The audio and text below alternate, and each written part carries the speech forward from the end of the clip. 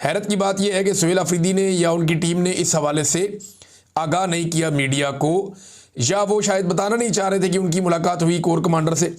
मुलाकात का जो बैकग्राउंड है वो क्या है, इसमें शहजाद अकबर साहब ने कोई इन्फॉर्मेशन दी है और कुछ सोर्सेज से मेरे पास इन्फॉर्मेशन है, मैं आपके सामने रख देता हूँ। लेकिन उससे पहले ये मुलाकात जो है ये सुहेल अफरीदी की दरख्वास्त पे नहीं हुई, ये मुलाकात कोर कमांडर की दरख्वास्त पे हुई है। यानी ये ख्वाहिश जो है वो सुहेल अफरीदी की नहीं थी, वो कोर कमांडर की ख्वाहिश थी मुलाकात करने की, नंबर एक। नंबर दो, एस्टेब्लिशमेंट का अपना जो सोशल मीडिया है वो इसके ऊपर गंद फैला रहा है और प्रोपेगेंडा कर रहा है कि सुहेल अफरीदी ने मुलाकात की कोर कमांडर से, वो तो कहता था कि मैं नहीं मिलूंगा। इस किस्म की बातें जो है वो एस्टेब्लिशमेंट का सोशल मीडिया कर रहा है। यानी पहले मुलाकात की दरख्वास्त कहां से आई? कोर कमांडर की जानिब से। मुलाकात के बाद प्रोपेगेंडा कौन कर रहा है? कोर कमांडर से रिलेटेड जो सोशल मीडिया है, एस्टेब्लिशमेंट का सोशल मीडिया, वो इसके ऊपर नीचा दिखाने की कोशिश कर रहा है सुहेल अफरीदी को। तो अब क्योंकि वो बात उन्होंने शुरू कर दी तो बात तो आगे बढ़ेगी। इसमें शहजाद अकबर साहब ने पहले इंफॉर्मेशन दी, उन्होंने कहा जी कि जुमे के रोज़ एक हसास इदारे के सूबाई दफ्तर के एक आला ऑफिसर ने सूबे के आइनी सरबराह यानी सुहेल अफरीदी से रब्ता किया और उन्हें अपने साथ कोर कमांडर के दफ्तर चलने की दरख्वास्त की। क्या हो जी, कोर कमांडर के दफ्तर हाजिरी है। जैसे गंडापुर साहब को कहा था तो वो कैबिनेट लेके पहुंच गए थे वहां पे, लेकिन सुहेल अफरीदी ने या आइनी अहदेदार ने, जो पहले ही इस दफ्तर से मुलाकात से गुरेजा थे, यानी कोशिश करते मुलाकात ना करें, इन्होंने बड़े प्यार वाले अंदाज में जवाब दिया कि मेरे मनसब के तकाज़ों के मुताबिक मुनासिब यही है कि मैं अपने दफ्तर में मुलाकात करूं। यानी मैं उधर क्यों जाऊं मुलाकात करने के लिए, वो मेरा मनसब ऐसा है क्योंकि एक आइनी ओहदा है मेरे पास, बड़ा ओहदा है, तो वो मुझे मिलने के लिए आए। अगर वो तशरीफ़ लाना चाहें तो मुझे कोई एतराज़ नहीं। ये बात जो हसास इदारे का अफसर था उसको पसंद नहीं आई और उन्होंने नाराज़गी का इजहार किया और गैर मुनासिब लहजा इख्तियार करते हुए वहाँ से रवाना हो गए। जब ये मामला कोर कमांडर के इल्म में आया तो उन्होंने सूरत हाल की नज़ाकत को समझते हुए दानिशमंदी का मुजाहरा किया। उन्होंने मुतल्लिका अफसर को तंबीह करने के बाद खुद सूबे के आइनी सरबराह के दफ्तर का दौरा किया, उन्हें ओहदा संभालने पर मुबारकबाद दी और अमन व अमान के उमूर पर खुशगवार माहौल में तबादला ख्याल किया। बाद अदा वो नहायत एहतराम के साथ रुखसत हो गए। इस वाक़े का मकसद बयान करने का आगे वो अपना बता रहे हैं कि जी मकसद ये है कि जो आइनी ओहदेदारान हैं उनकी इज़्ज़त का ख्याल रखा जाए और वही जो मनसब है वो ख़ुद भी अपने मनसब का ख्याल रखें और जो सरकारी मुलाजमीन हैं वो भी उनके मनसब का ख्याल रखें। बहरहाल ये मुलाकात जो है इसकी दरख्वास्त एस्टेब्लिशमेंट की जानिब से यानी कोर कमांडर की जानिब से थी। सुहेल अफरीदी ने जाने से इनकार किया कि जी मैं तो नहीं आ रहा, लेकिन मेरा दफ्तर हाजिर है, यहाँ पे अगर वो आकर मिलना चाहें तो बड़ी अच्छी बात है, वो आकर मिल लें क्योंकि मेरा मनसब बड़ा है और वो अगर आके कोई ब्रीफिंग देना चाहते हैं तो यहाँ पे आ जाएं, या मुलाकात करना चाहते हैं। तो बेसिकली मुलाकात का जो मकसद बताया गया था सुहेल अफरीदी को, पहले वो ये बताया गया था जी वो मुबारकबाद देना चाहते हैं। फिर वो आए, उन्होंने मुबारकबाद दी भी। अब ज़राए ये दावा करते हैं कि सुहेल अफरीदी ने, मैं सुहेल अफरीदी से बात करूंगा तब मैं पता करने की कोशिश करूंगा कि एक्चुअली क्या बातचीत हुई, लेकिन जो ज़राए बता रहे हैं वो ये बता रहे हैं कि सुहेल अफरीदी ने अपना वही मौक़िफ़ दोहराया जो उन्होंने जलसों में दोहराया था, ख़ास तौर पे ऑपरेशन को लेकर, मिलिट्री ऑपरेशन को, ड्रोन हमलों को, इन चीज़ों को लेकर उनका वही मौक़िफ़ था जो इमरान खान साहब का मौक़िफ़ है। और उन्होंने ये बात भी बताई कि जनाब इमरान खान साहब से तो मुलाकात नहीं हो रही, चीज़ें पेंडिंग है। तो अब कुछ लोग कह रहे हैं कि शायद इमरान खान साहब से आज के दिन में सुहेल अफरीदी साहब की मुलाकात हो जाएगी, ये दावा किया जा रहा है इस मुलाकात के बाद। तो जुम्मे वाले दिन ये मुलाकात हुई थी, लेकिन जुम्मे की अगर आप तकरीर उठाकर देखें सुहेल अफरीदी की तो उसमें तो कोई लचक नहीं थी। हफ्ते वाले दिन भी कोई लचक नहीं थी, एतवार वाले दिन भी कोई लचक नहीं थी। लेकिन गंडापुर से ज़रा मुख्तलिफ तर्ज अमल है। गंडापुर साहब खुद मिलने चले जाते थे, बाद वक़्त गायब भी हो जाते थे बेचारे और पता ही नहीं चलता था गंडापुर साहब गए कहाँ पे। फिर अचानक नमूदार होकर कहते थे मैं फ़लाँ जगह से आ गया हूँ, पहाड़ क्रॉस कर लिए। उनकी अपनी एक कहानी होती थी।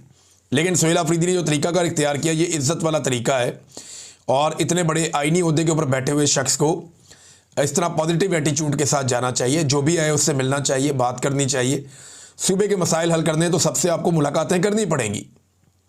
लेकिन इमरान खान साहब से अब वो क्या लेकर आते हैं आगे चलने का मंसूबा, ये तो इमरान खान साहब जब मिलेंगे सुहेल अफरीदी को तभी पता चलेगा और उसके बाद जब वो बात करेंगे तब पता चलेगा।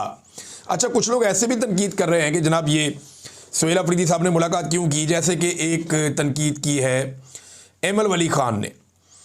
एमल वली ख़ान का कहना है जनाब पहले तो बड़ी बातें होती थी और अब जनाब ये मुलाकात क्यों कर ली, ये मुलाकात अगर की है तो फिर ये कमज़ोरी है। इस किस्म की बातें एमल वली ख़ान साहब कर रहे हैं वज़ीर आला को ताने देने के लिए, और PMLN के लोग भी बढ़ चढ़ के बात कर रहे हैं। तो मेरा एक सवाल है सादा सा कि डिक्की में बैठ के जाकर किसी दफ्तर के अंदर मुलाकात करना मिलिट्री एस्टेब्लिशमेंट के लोगों से, उसमें ज़्यादा इज्जत है या ये कहना कि जी अगर मिलना चाहते हो तो मेरे दफ्तर आ जाएं, यहाँ बैठ के मुलाकात कर लेते हैं, इसमें ज़्यादा इज्जत है। और ये दिन की रोशनी में मुलाकात हुई सुबह 10 बजे के करीब, लेकिन मेरे ख्याल में ये एक चीज़ अगर तो ये मैं पता करूँगा इसका कि क्या कोर कमांडर की जानिब से मना किया गया था कि आप इसका एलामिया जारी ना करें, या सुहेल अफरीदी ने और उनकी टीम ने जानबूझकर इस मुलाकात का एलामिया जारी नहीं किया और ये नहीं बताया कि ये मुलाकात हुई है। ये खबर इस तरह बाहर नहीं आनी चाहिए थी, उनको खुद बताना चाहिए था कि आज कोर कमांडर ने मुलाकात की ख्वाहिश का इजहार किया, वो आए और आकर मिले और फलां चीज़ पे बात हुई। बहरहाल जो सोर्सेज बता रहे हैं वो ये है कि अपने मौक़िफ़ के ऊपर सुहेल अफरीदी फ़िलहाल खड़े हैं। जो इमरान खान साहब ने बात की है उन्होंने वही मौक़िफ़ सामने रखा है ऑपरेशन को, ड्रोन हमलों को और दीगर चीज़ों को लेकर। और मादनियात के बारे में जितना क्लियर स्टेटमेंट सुहेल अफरीदी ने दिया वो भी अब बड़ी क्लैरिटी के साथ आ गए हैं कि जनाब हम किसी को मादनियात नहीं देंगे। लेकिन मेरी इत्तला के मुताबिक एक बहुत बड़े ऑफिसर का भाई है जो मादनियात के सौदे करता फिरता है, और ये बात बड़ी जल्दी खुलने वाली है। मादनियात के हों, LNG के हों, दीगर मामलात हों, एक बहुत बड़े ऑफिसर का भाई है, बहुत बड़े ओहदे पे वो बंदा बैठा हुआ है और इसको डिग आउट कर रहे हैं। आपको खैबर पख्तूनख्वा से आने वाले दिनों में खबर मिलेगी इसके हवाले से कि वो सौदेबाजी करता है मादनियात के हवाले से, सोने के ज़खायर के हवाले से और दीगर को जो सौदे रियासती सतह पे होते हैं उनके ऊपर वो सौदेबाजी करता है। नादरीन अब एक और ख़बर है, इसराइली अखबारात बता रहे हैं चीज़ें हमें पाकिस्तान से पता नहीं चल रही, जो पाकिस्तान के अखबारात को कोई बताता ही नहीं है। पाकिस्तान की मीडिया को वैसे ही इजाज़त नहीं है, मीडिया सारा कंट्रोल किया हुआ है पाकिस्तान का। तो हमें पाकिस्तानियों को इसराइली अखबारात ये बता रहे हैं कि पाकिस्तान की फ़ौज एक खसूसी ड्यूटी पे गज़ा जा रही है, यानी फ़ौज गज़ा जाएगी एक ख़ास ड्यूटी करने के लिए। ये बात पाकिस्तानियों को बता रहे हैं इसराइली अखबारात। और जिस मुल्क की फ़ौज जा रही है ना उसकी पार्लियामेंट को पता है, ना उसके वज़रा को पता है, और ना उसके मीडिया को पता है, और ना उसकी आवाम को पता है। देखें पाकिस्तानी फ़ौज जो है इसकी तैयारी से लेकर आज तक जहाँ तक ये फ़ौज पहुँची है ये सब पाकिस्तानियों के खून पसीने का पैसा है। तो पाकिस्तानियों को ये जानने का हक़ है कि हमारी फ़ौज कहाँ लड़ने जा रही है और कौन सी ड्यूटी करने जा रही है। नवाज शरीफ के दौरे हुकूमत में यमन में पाकिस्तान की फ़ौज को बुलाया गया था अरब ममालिक की जानिब से, तो उस वक्त पार्लियामेंट ने यह फैसला किया था कि हम इस लड़ाई से अपने आप को बाहर रखेंगे और पाकिस्तान ने एक दानिशमंदाना फैसला कर लिया था। लेकिन आज तो पार्लियामेंट बेतौकीर है, अदलिया भी फारिग है, मीडिया भी फारिग है, कोई बात ही नहीं करता। तो हमें इसराइली अखबारात से पता चलता है, द टाइम्स ऑफ इसराइल और दीगर अखबारात ये बताते हैं कि जनाब पाकिस्तानी फ़ौज जा रही है कहाँ, गज़ा में। और गज़ा में क्या काम करने जा रही है इस हवाले से मैं एक खबर आपके सामने रखता हूँ यहाँ पे। ये जनाब नेतन्याहू के हवाले से खबर है कि गज़ा फोर्स में कौन सी गैर मुल्की अफवाज काबिल कबूल होंगी, फैसला इसराइल करेगा। लेकिन पाकिस्तानी फ़ौज के हवाले से इसराइली मीडिया बताता है कि पाकिस्तानी फ़ौज का अप्रूवल है, और बाकायदा अमेरिकन्स ने, उनकी गवर्नमेंट ने यह बता दिया है कि इसराइल को पाकिस्तानी फ़ौज के बारे में कोई एतराज़ नहीं है। इसराइल ने अप्रूवल दे दिया है, पाकिस्तान की फ़ौज गज़ा में जाके खिदमात सर अंजाम दे सकती है।